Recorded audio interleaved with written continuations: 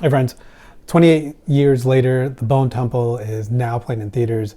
Uh, I'm going to be honest, depending on if you liked 28 years later, you might enjoy The Bone Temple, but if you didn't like 28 years later, The Bone Temple might not be for you.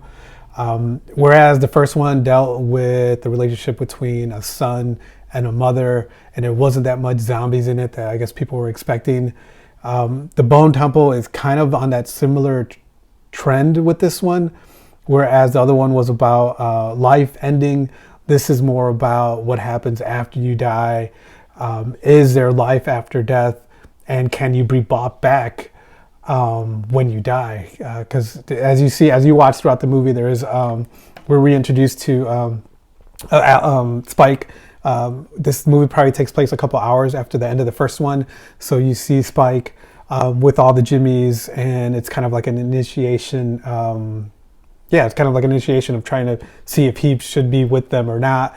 And as the movie progresses, we see like how, they always talk about like, the monsters wasn't the zombies, the monsters is the people that were still around at that time. And we see a lot of that, especially with the Jimmies and what they do with the people that they find.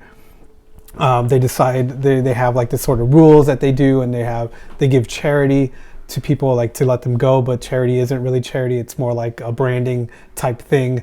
So there are some scenes in this that are kind of grotesque to watch. And I did feel a little queasy during some moments. So if you are a fan, you might enjoy that part of it. But the rest of the movie runs really at a slow pace. It's kind of a slow burn until we get to the climactic moment that I won't really like spoil right now.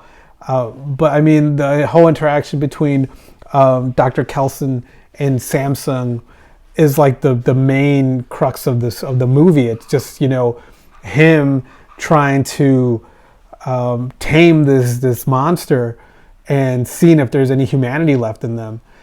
So I mean, it's pretty much a metaphor for like our lives. Everything that's been going on. Are we pushed so far to a point where we can't get back to how we used to be, caring for each other, being civilized, talking through things out instead of just running in there and destroying everything like we saw Samson do in the first one.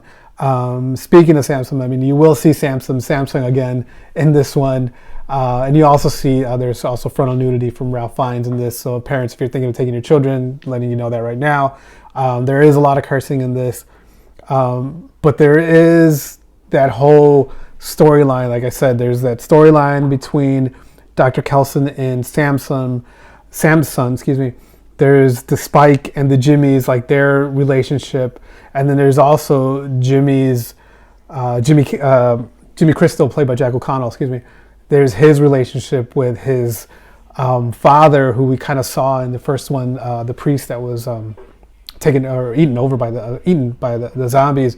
But he is kind of made this being into something otherworldly and kind of like a religion.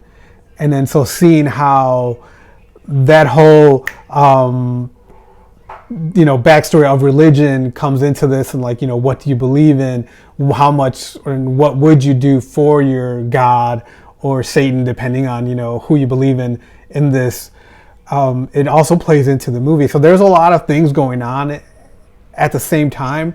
So again, if you're expecting just to see a straight up zombie, slasher movie, you're not really going to see that. There are moments of that, but there are also like, a lot of things that make you think about the world, make you think about life, make you think about life after death, and make you think about death, just like in the first one with the whole memento mori phrase that was, that Dr. Kelson told to Spike.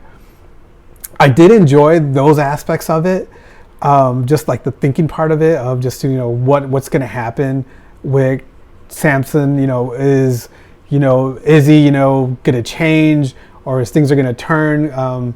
But it is interesting to see that relationship build, and then the meetings between Jimmy and Dr. Kelson and what happens from there on. And I think it's just kind of ironic, or it's weird, like his last lines, Jimmy's lines before the movie ends to the audience, about which really like, have to do with religion, I guess you could say. But I mean, the movie does end in a way that lets you know that the third one is going to be made. So I won't spoil anything about that, but I mean, it's already out there that there's a third one coming out.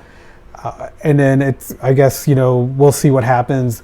But again, if you're going into this thinking that it's just going to be straight up horror, straight zombies, just attacking people, no, there is a more storyline, and the storyline more in this is about who are the real monsters in this type of new world, and how far have we devolved from being human to being something else now that there's basically no law in this world. So again, I enjoyed it. I did like some parts of this. I did feel it kind of ran slow at times, but go check it out. See what you if catch a matinee if you don't want to play full price for this. But like I said, I did enjoy some parts of it. Some parts I felt ran kind of slow, but the parts between Dr. Kelson and Samson were, I think, some of my favorite parts throughout the entire movie. So let me know what you think about this when you go see it. 28 years later, The Bone Temple, out now. Share this with your friends, comment, let me know what you think about it. Let me know if you are going to see it, if you're not going to see it, and why. And then, share this with your friends, like, comment, do all that fun stuff. And as always, thanks for watching.